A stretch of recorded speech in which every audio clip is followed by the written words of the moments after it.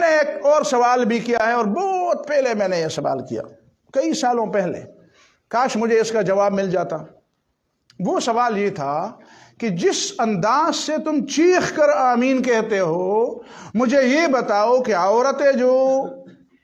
نبی صلی اللہ علیہ وسلم کے پیچھے ہوتی تھی وہ بھی اتنی چیختی تھی جتنی تم چیختے ہو؟ سمرا پچگا چتا آمین وے پزور ادا سڑی وئی نو د نبی علیہ السلام په زمانہ کې خو برستو زنانم ولاړې وې کنه، نو هغه زنانو و آمین دومره پچگا وی لکه دا تشیش پسنگا چگا وی۔ اگر وہاں پہ پیچھے جو عورتیں خواتین کھڑی تھی اگر وہ اتنے زور سے بولتی تو پھر میرا سوال اور بھی ہے، وہ یہ ہے کہ جی عجیب بات ہے کہ ہر رکعت میں آمین تو وہ اتنے زور سے بولے عورتیں کہ ان کی آواز بالکل ساری آوازوں پر حاوی ہو جائے ہر رکعت میں، لیکن جب امام غلطی کر بیٹھے تو ان کے لیے سبحان اللہ زور سے کہنا جائز نہیں ہے، جو کبھی کبھی ہوگا، روزانہ تو نہیں ہوگا۔ اور جب وہ غلطی پر امام کو تنبیہ کر دے تو ہاتھ پر ہاتھ ماریں، تو جو کبھی کبھی غلطی پر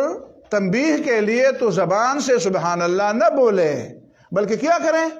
ہاتھ پر ہاتھ مارے، اور ہر رکعت میں مغرب و عشاء اور صبح کی نماز میں آمین چیخ کر بولے۔ تو اگر اس آواز میں نماز کے وقت کوئی مسئلہ ہے، سبحان اللہ سے مسئلہ پیدا ہوتا ہے، تو آمین چیخ کر بولنے سے کیوں پیدا نہیں ہوتا؟ یہ جواب چاہیے مجھے۔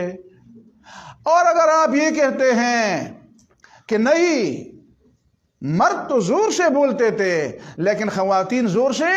نہیں بولتی تھی، تو خواتین نے اجتہاد کیا تھا نبی صلی اللہ علیہ وسلم کے زمانے میں کہ زور سے نہیں بولی تھی، یا نبی صلی اللہ علیہ وسلم نے ان کو کہہ دیا تھا کہ تم زور سے مت بولو؟ تو پھر تمہیں یہ دکھانا پڑے گا کہ نبی صلی اللہ علیہ وسلم نے ایک بات آمین بالجہر کی مردوں کو بتائی اور خواتین کو بتایا کہ نہیں تمہارے لیے الگ مسئلہ ہے، تم آمین سرن کہو۔ پھر ویسی کوئی حدیث بتاؤ، اور یا یہ بتاؤ کہ نہیں نبی صلی اللہ علیہ وسلم کا حکم تو عام تھا لیکن خواتین نے اپنے طور پر اس کا یہ معنی لیا کہ مرد تو چیخے اور ہم نہیں چیخیں گی۔ تو یہ بات ذرا صاف ہو،